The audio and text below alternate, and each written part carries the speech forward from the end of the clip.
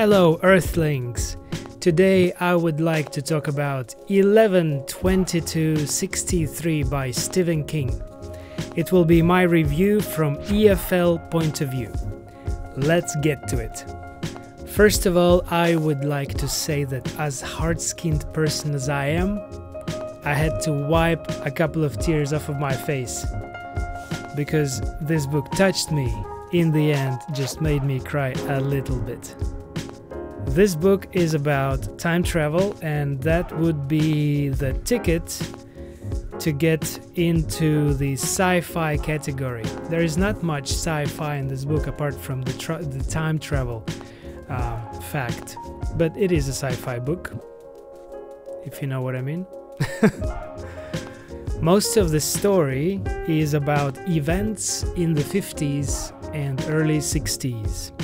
This undoubtedly would be a really good read for those who crave to live in that time, in the 50s and 60s. Huge stylish cars, fashion, morality, all that stuff, and of course, music. I don't know about you guys, but I fell in love with American culture in the 50s after watching Back to the Future, the first movie. That song, Mr. Sandman, takes a very special place in my heart. So while reading this novel, I took some time to check the songs, to listen to the songs that are mentioned in this book. This way I was recreating that atmosphere from late 50s and early 60s.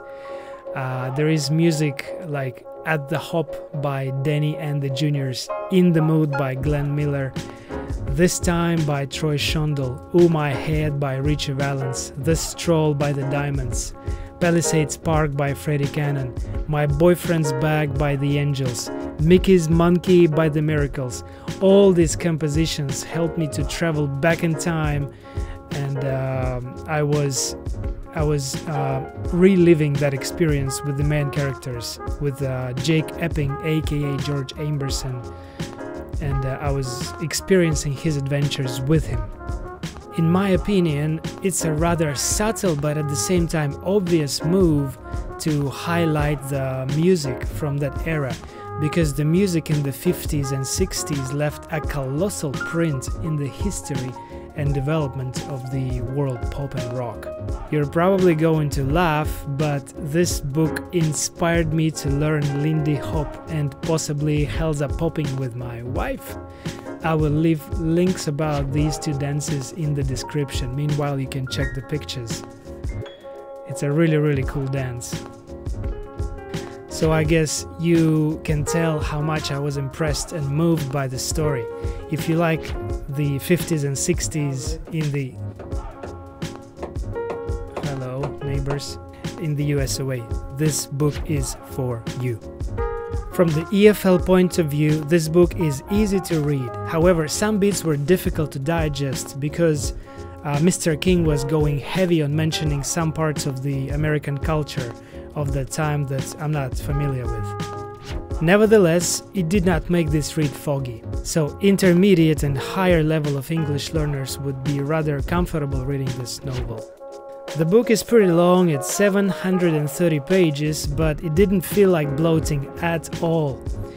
I was feeling like I was watching a TV show. There is actually a TV show that I'm going to watch later, and then compare which one's better.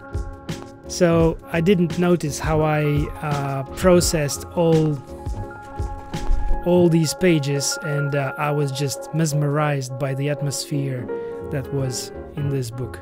So my highest praises to Mr. King, and highest recommendations to you to read this amazing novel. See you next time. Bye.